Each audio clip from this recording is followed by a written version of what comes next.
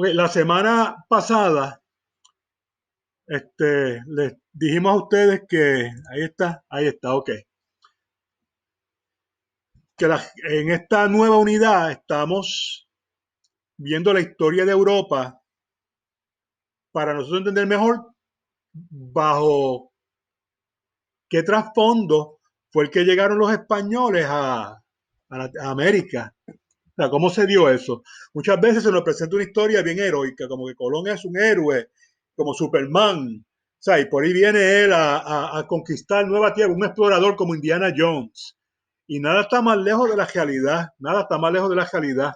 El mapa de Europa durante la época del Imperio Romano, como el imperio ese que yo le dije que era bien poderoso, que cayó en el año 467, ese imperio que cayó tan estrepitosamente 100 años antes de su caída, se veía como esto, más o menos. ¿Cuántos de ustedes ven las áreas que están marcadas en púrpura y rojo?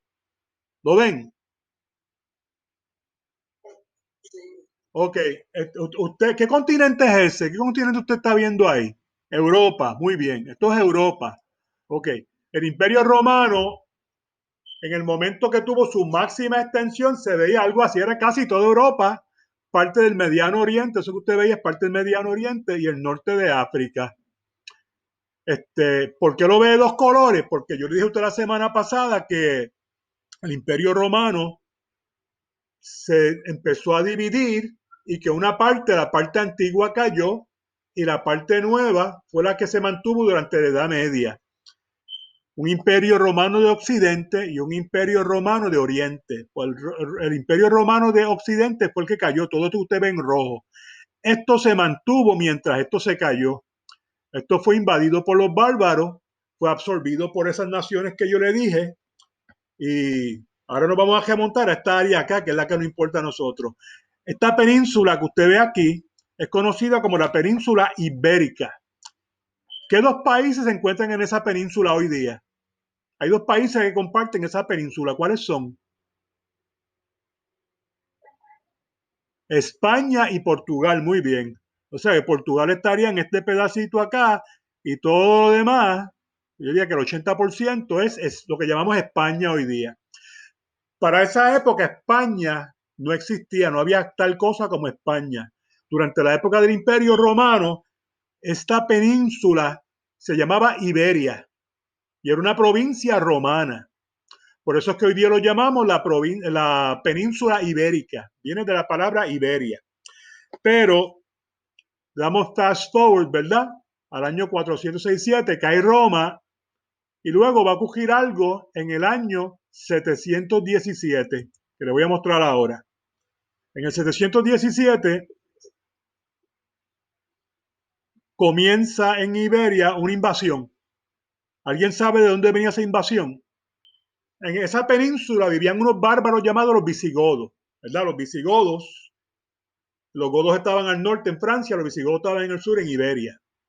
Bueno, lo que vivía es Francia, antes se llamaba Gales. Y esos son los que acabaron con Roma, los que acabaron de hundir a Roma, lo que quedaba de Roma. Y esos visigodos son los que vivían en lo que hoy día es España y Portugal. Pero de África venía una invasión y eran musulmanes. ¿Quiénes son los musulmanes?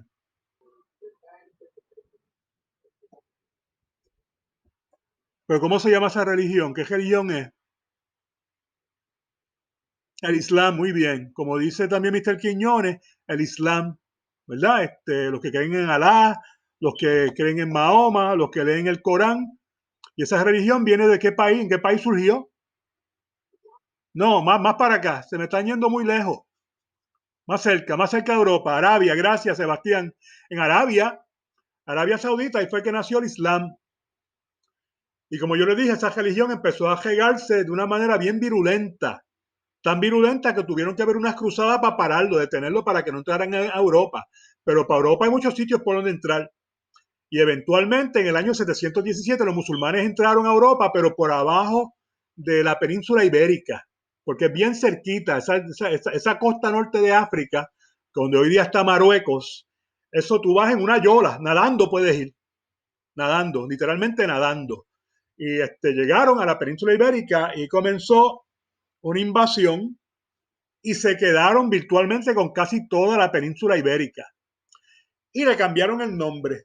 Obviamente los conquistadores llegan y cambian el nombre. Ahora lo que hoy día tú y yo llamamos España y Portugal, los árabes lo conquistan por casi 900 años. Muchachos, es un tro de años y lo llaman Al-Andalus. Ahora la península ibérica, lo que llamamos España hoy día, antes se llamaba Al-Andalus. Ese era el nombre musulmán, el nombre árabe.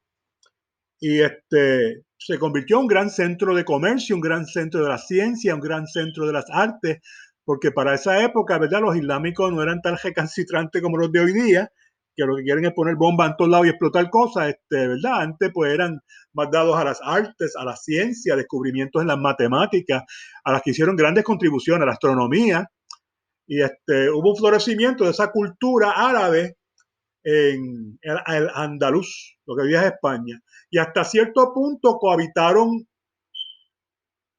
pacíficamente, más o menos pacíficamente, con los, con los judíos que ya estaban localizados ahí y con las naciones bárbaras que luego fueron cristianizándose. Habían comercio y todo eso. Pero los visigodos que habían sido expulsados, que ya no se llamaban visigodos, ahora eran europeos, querían retomar sus tierras. Y ellos empezaron poco a poco un proceso llamado la reconquista, de la que vamos a hablar luego. Pero en este momento están floreciendo las artes y las ciencias en lo que hoy día es España. Una ciencia que cogió un auge tremendo, un área del saber, lo voy a llamar ciencia, ¿verdad? Pero un área bien interesante fue la alquimia. ¿Alguien sabe lo que es la alquimia? ¿A qué le suena la palabra alquimia? Hay una palabra científica dentro de la palabra alquimia. No le suena como a química, alquimia, química, porque la alquimia es la abuelita o el abuelito de la química. Ellos bregaban con la materia, pero ellos tenían un fin, ¿verdad? Siendo la época medieval, siendo una época de muchas supersticiones, ¿verdad? De mucha locura. Ellos creían que ellos podían, a través de experimentos, lograr algo llamado transmutación de materia. Suena como a magia, ¿verdad? Y sí, básicamente el gran experimento era que ellos querían convertir el plomo en adivina qué. ¿En qué otro elemento tú crees que querían convertir el plomo? Si tú quisieras convertir algo, un canto de madera, una piedra, en algo valioso, ¿en qué tú lo convertías? En oro, pues ellos querían convertir el plomo en oro. Esa era la gran meta de la alquimia, la transmutación de la materia, coger plomo, que es algo bien común, y convertirlo en oro. Me hago rico si puedo hacer eso, ¿verdad? Obviamente eso no sucedió y pues la alquimia cogió su rumbo, dejando la superstición atrás y convirtiéndose en una ciencia más legítima, lo que tú y yo llamamos hoy día la química, la ciencia de la química, que a usted le encanta, ¿verdad? La química.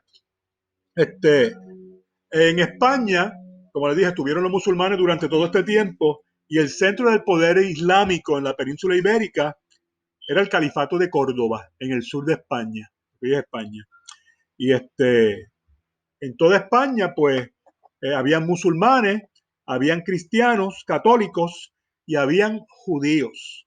Estos judíos vivían en pequeñas comunidades. Ustedes saben que los judíos siempre han vivido como segregados, como aparte, porque han sido un pueblo tan perseguido. Y en España se cree que ellos llegaron posiblemente a España antes que llegaran los musulmanes. Como yo les dije en la clase anterior, hay una epístola en el Nuevo Testamento donde una de las cartas de San Pablo habla de enviarle saludos y enviarle una ofrenda a los que están en Iberia, a los que están en España, ¿verdad? Y se cree que había una comunidad ya para esa época tan lejano como el siglo, estamos hablando del siglo I, ya habían judíos viviendo por allá, imagínate, de acá de Israel, lo que dije Israel, viviendo por acá bien lejos en España. Así que estos judíos, ustedes saben que los judíos siempre son personas bien industriosas, bien negociantes, ¿verdad? Banqueros y comerciantes, y siempre son personas pues que prosperan. Así que se les permitió prosperar, ¿verdad? Durante el tiempo que estuvieron en Iberia no fueron personas perseguidas y lograron una medida de prosperidad y de una coexistencia pacífica, tanto con musulmanes como con cristianos. Y ¿alguien sabe cuál es el lugar de adoración de los, de los, de los judíos? No, una mezquita adoran los musulmanes. Los musul ¿Dónde adoran los judíos? ¿Dónde? En la sinagoga, gracias, en la sinagoga. Los judíos adoran en una sinagoga. Y tú puedes ir a España y encontrar mezquitas. Alguien mencionó mezquita, creo que fue Mr. Alfaro, usó la palabra mezquita. Hay unas mezquitas enormes y bellas en el sur de España. Si tú vas a Granada, que es la parte sur de España, hay unas mezquitas medievales, bellas, preciosas. Y también hay sinagogas a través de toda España que también son medievales, de esa época bien antigua. Que yo no sé a usted, pero a mí me encantaría tener la oportunidad de ver estos sitios, ¿verdad? A mí me encanta la historia, ¿verdad? Y ver estos sitios antiguos. Uno los va y los toca y uno siente como esa conexión con el pasado. Como cuando uno va al morro, que tú tocas esa piedra tan vieja y siente como si viajaras en el tiempo. Es algo para mí que es bien impresionante. Pues les dije ahorita de la Reconquista. Vamos a darle fast forward varios siglos. La Reconquista, pues, fue un proceso bien lento, que a veces resultó, a veces no resultó, ¿verdad? Poco a poco, esos europeos que fueron empujados hacia el norte por los musulmanes en esa invasión, querían otra vez tomar esas tierras que ellos entendían les pertenecían, porque uno siempre piensa que esto es mío porque yo estaba aquí primero, ¿verdad? Uno piensa así. Pues ellos en el año 718 comenzaron ese lento proceso que eventualmente resultó, porque eventualmente no les tomó casi 1000 años, casi nada, pero eventualmente sacaron a los musulmanes en el año 492. Ese año como que le suena un año bien importante, ese año, ¿verdad? En la historia del mundo. ¿Qué más pasó en el 492? Ya usted lo celebró la semana pasada, que descubrieron América. Fue un año bien, bien importante en la historia humana. No solamente llegan los europeos a América y a establecer este contacto que pues se hizo permanente, ¿verdad? Se hizo una verdadera unión entre, ¿verdad?, lo que se llama el viejo mundo y el nuevo mundo, pero también tenemos la expulsión de los musulmanes, lo que llamaron los moros. Recuerda que los musulmanes o los islámicos también eran llamados por los españoles los moros. ¿Y qué es moro? Pues algo prieto, ¿cómo decir prieto? En Puerto Rico decimos algo prieto, oscuro. ¿Por qué? Porque pues estos musulmanes venían de África, eran negros. Por eso que los llamaban moros, ¿verdad? Y si no eran de África, eran de Arabia, y los árabes son blancos, son trigueños, son como nosotros, brown, trigueños. Y los europeos siendo blancos, pues lo veían más oscuro, llamaban los moros. Ese es el nombre, ¿verdad?, que usaban los españoles para pues fue la expulsión mora. Y esa última expulsión mora, ¿verdad? Como le dije, ese último empuje lo dieron los reyes católicos de España, Isabel y Fernando. Si no hubiera sido así, tal vez no hubieran podido sacar a los moros de España. Esta unión que se dio entre Isabel de Castilla y Fernando de Aragón, porque no existía tal cosa como una España unificada, sino que había diferentes reinos. Es lo que había en el norte.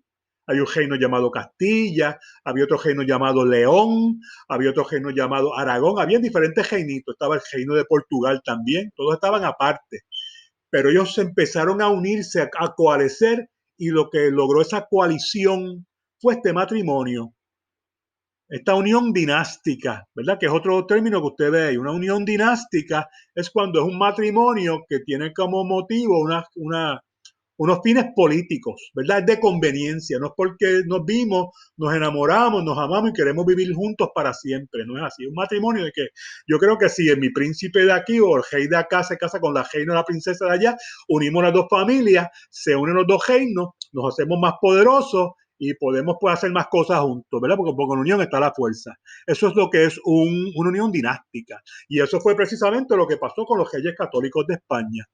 Fue una unión política. Pero obviamente al unirse ahora estos dos reinos y convertirse en uno solo, mira, son mucho más fuertes ahora. Y así fue que pudieron finalmente expulsar a los árabes que quedaban en España, que quedaban del califato de Córdoba. Los expulsaron en Granada en ese mismo año. Para consolidar su poder político, porque antes el poder político estaba bien relacionado al poder religioso, ¿verdad?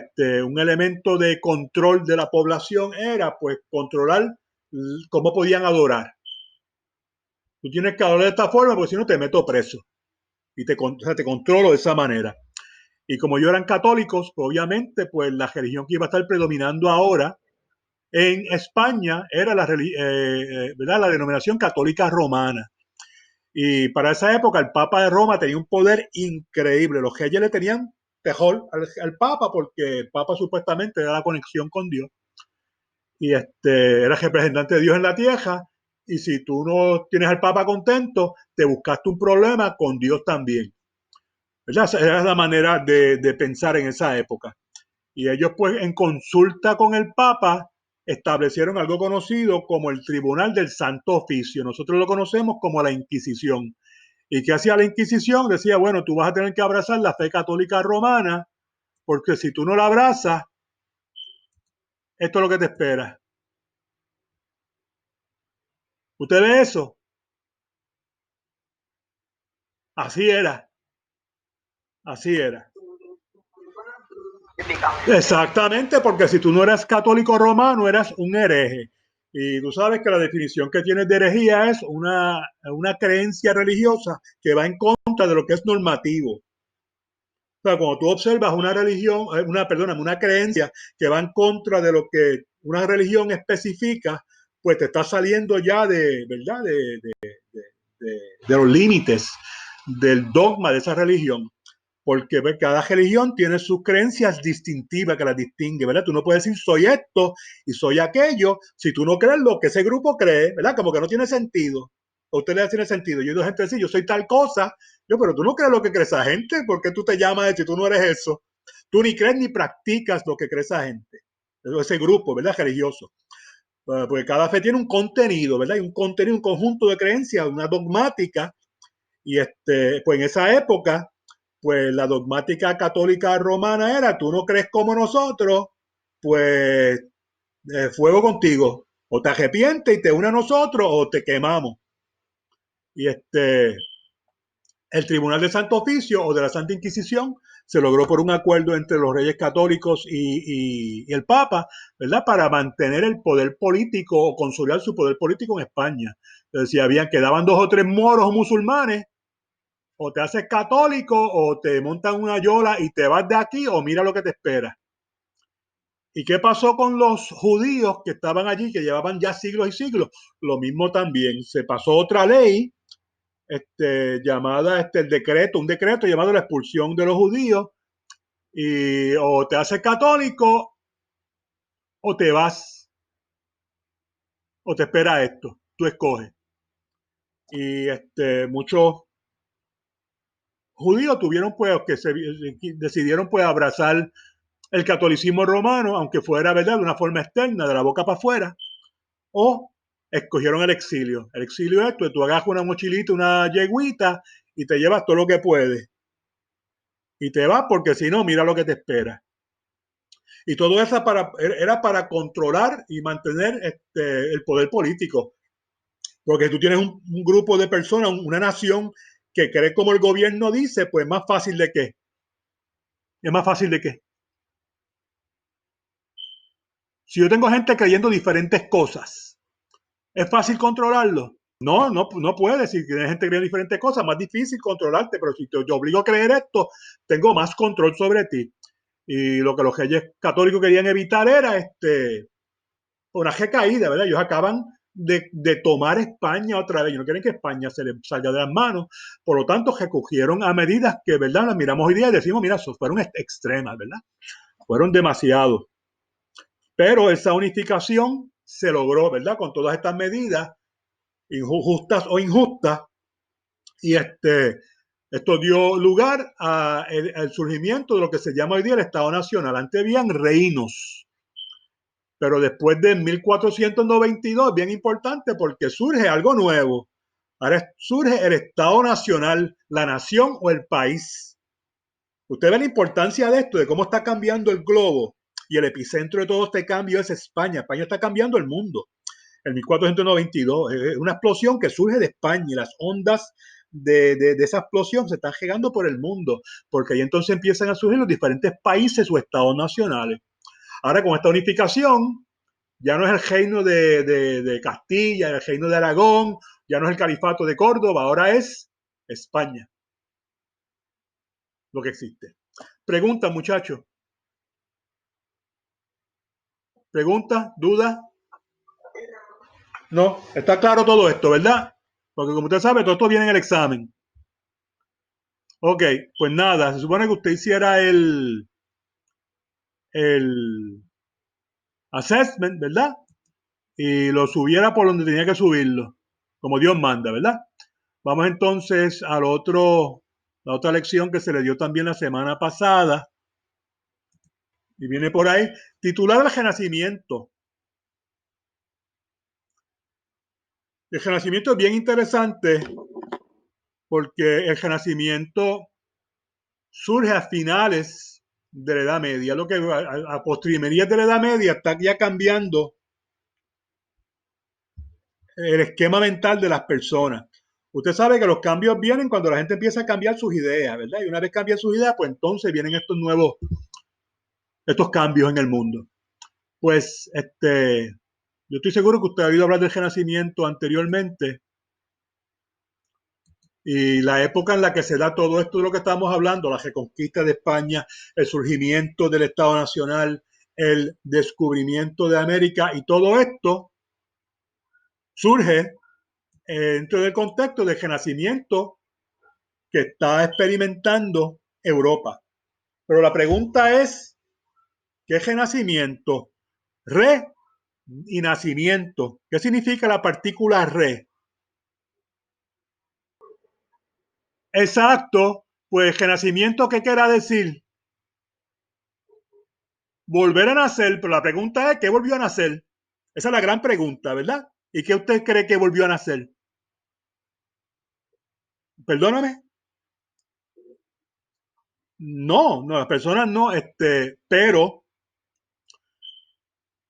cuando hablamos de Grecia, y cuando hablamos de Roma, yo no sé qué pasa por la mente de ustedes, ¿verdad? Pero me gustaría oír, cuando hablamos de Grecia y de Roma, ¿qué pasa por tu mente? Cuando hablamos de filosofía, ¿quiénes son los primeros filósofos que vienen a la mente de nosotros?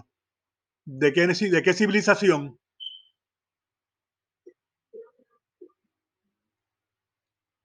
De Grecia, filósofos griegos, no son chinos y de la India. Digo, ellos tuvieron filósofos también, ¿verdad? Pero cuando tú hablas de filosofía, tú piensas en los griegos. Los romanos, cuando surgieron, como primero surgieron como una monarquía, si tú sabes, te acuerdas de la historia de Roma que estudiamos en séptimo grado, surgieron como una monarquía, luego se convirtieron en una república y eventualmente en un imperio. Ustedes saben que ellos se enamoraron, ellos empezaron a conquistar, cuando llegaron a Grecia se enamoraron de la cultura de tal manera que se la copiaron, se copiaron hasta la religión, le cambiaron los nombres a los dioses, pero eran los mismos dioses. Y para un romano, la mejor educación que podía darle a un hijo, porque no había escuelas públicas, era buscar un tutor griego para que le enseñara a sus hijos. Y cuando hablamos de la civilización clásica,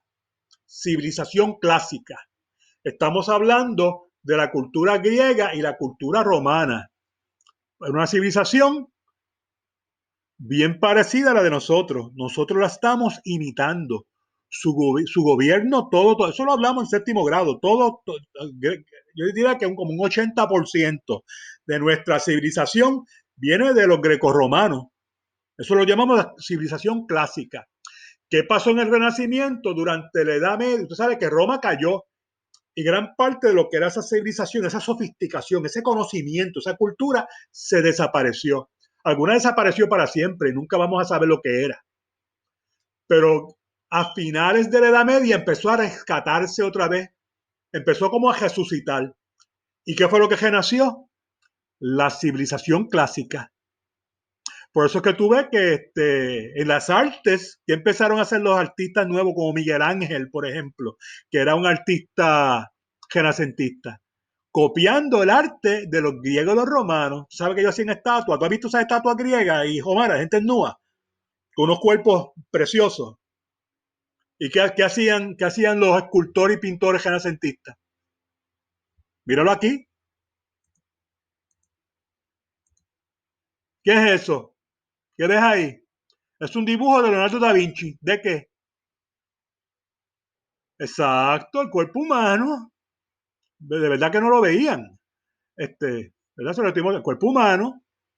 Este, los romanos y los griegos tenían una fascinación con el mundo físico. El mundo físico.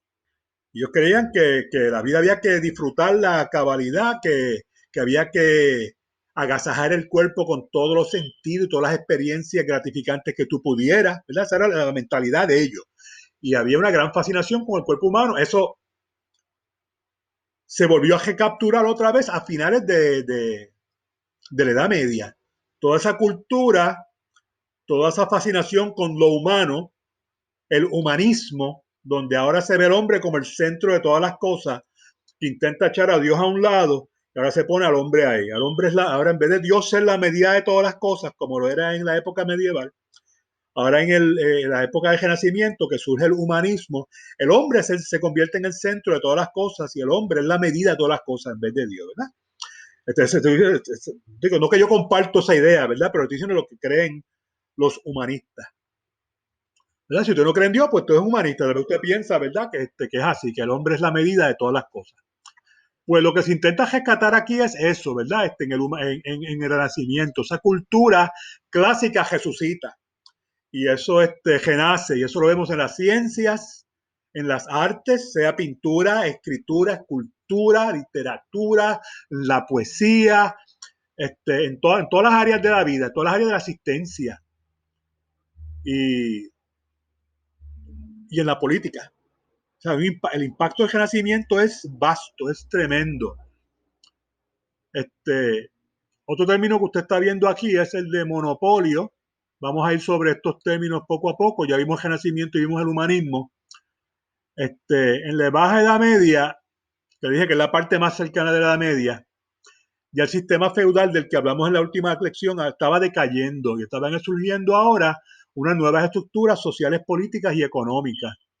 Y, y habían varias ciudades-estado que estaban buscando convertirse en potencias comerciales y militares. Mientras más riqueza tenía, esa riqueza tú la invertías en el país para hacer un ejército o una fuerza naval más poderosa y ciudades más fortificadas, ¿verdad? Con edificios más grandes, como hacen todas las ciudades que tienen mucho dinero, ¿verdad? Y que quieren hacer rascacielos grandes. Ellos mantenían, se hacían ricos porque mantenían monopolios. ¿Qué es un monopolio? Un monopolio es cuando tú intentas controlar los precios de un artículo que tú vendes. Hoy día existen monopolios. No, nosotros vivimos en un sistema que se llama capitalista. El sistema capitalista, pues se supone que hay competencia. Que si Mr. Medina vende chancletas y yo vendo chancletas y las de él son más baratas que las mías, pues tal vez usted va a querer comprar las chancletas de quién, las de Mr. Medina o las de Mr. Soto. ¿Por qué? Si las mías son más caras. Yo no dije que eran de más calidad, yo no dije que eran mejores que las de él. Yo simplemente dije, las de él son más baratas y las mías son más caras.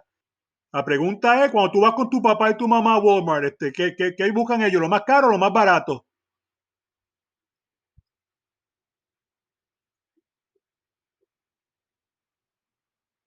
Pero cuando no hay chavo, Guntín, bueno, pues va a buscarte lo más barato. Tú no quieres soltar, tú quieres conseguir lo mejor que tú puedas al precio más bajo, ¿verdad? Pero ¿qué pasa cuando yo elimino la competencia? Que si viene Mr. Medina y manda que le pongan una bomba a la fábrica a mí, me explotan la fábrica. El único que va a quedarse vendiendo chancleta va a ser quién? Mr. Medina. ¿Y cómo se llama eso cuando no hay competencia? Un monopolio. Es un monopolio. Hoy día existe el monopolio. Hay compañías que quieren quedarse con todo y no permiten competencia. ¿Tú sabes qué compañías son esas, verdad? Tienes a Amazon, tienes compañías como Facebook, tienes compañías como Google, que de hecho a Google le van a meter una demanda esta semana por ser un monopolio, porque si tú no tienes competencia, ¿qué vas a hacer? La gente va a venir siempre a donde quién, donde ti, y te vas a hacer rico. Pues ya vemos desde el pasado, están habiendo monopolios, ¿verdad? Los monopolios son buenos para los que tienen el monopolio, ni para ti ni para mí es bueno el monopolio. Ya le hablé del pensamiento humanista, ¿verdad? Los portugueses, ¿verdad? Hablamos de los españoles, como los españoles estaban cambiando el mundo, pero los portugueses por su lado estaban haciendo sus aportaciones también, y ellos estaban pues estableciendo lazos comerciales con Asia, por una ruta que era por África. Y ellos establecieron una escuela en Sagres. Era como una universidad. La Universidad de Sagres o la Escuela de Navegantes de Sagres era como una universidad para entrenar pilotos, navegantes y marineros, ¿verdad? Porque eso se convirtió en oficio bien importante, de mucha importancia, porque había una competencia entre los países para ver quién tiene más poder. Y en ese mundo es que llega con Cristóbal Colón, un genovés. Génova era una de las ciudades-estado italianas, y él tenía la idea de que buscar otra ruta para llegar a las Indias Occidentales, para Asia, podía ser más lucrativa y más rápida. Por eso fue que primeramente él fue con su idea a Portugal, ¿verdad? Él quería ir a estas tierras donde había ido anteriormente Marco Polo, que era otro famoso explorador italiano. Y él habló con el rey Juan II de Portugal y le propuso la idea de, mira, ve por África porque no nos vamos por acá, por el mar océano, así como lo llamaban. Y pues el rey consultó y dijeron, no seas loco, ese es palabrero, vamos a quedarnos por la ruta de África, que todo va bien con nosotros, todo va chévere. Y rechazaron la oferta de él. Él pues siguió obsesionado con su idea y dijo, pues si en Portugal no acepta mi idea, déjame irme a España. Y él se estableció en una ciudad costera llamada Palos, y logró varios contactos, hizo amistades y alianzas que lo ayudaran a ponerse en contacto con la corona española, con los reyes católicos. Finalmente logró una audiencia con ellos, le presentó el plan y los convenció. Y ellos le dieron unos cuantos chavitos para que se comprara 3 barcos, más nada. Una flota, no, 3 barcos, y no hay chavo para más nada. Si te resulta, pues hablamos después.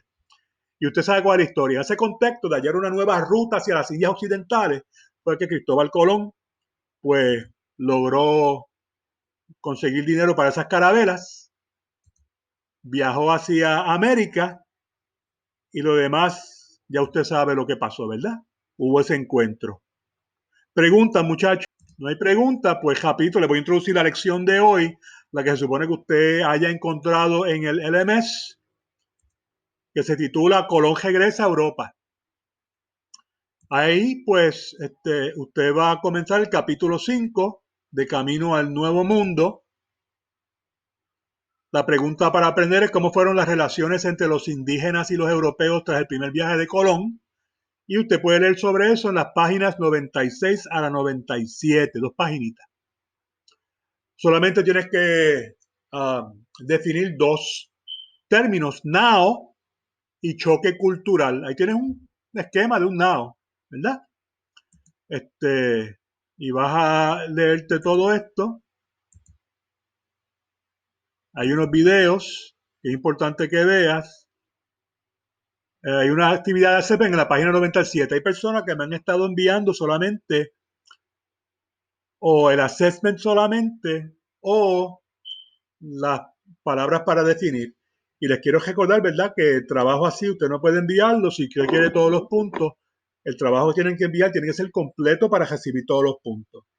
Un trabajo completo sería contestar la pregunta inicial, como siempre ha sido, buscar los términos, definirlos y hacer la actividad de assessment en esa página. Eso es un trabajo completo, ¿verdad? Así que eso es lo que yo espero que usted suba por el LMS. Muchachos, me pasé del tiempo por 2 minutos, pero logramos nuestro cometido hoy. Nos vemos entonces dentro de un par de días. Que Dios me lo bendiga, se me cuida mucho. Hasta luego.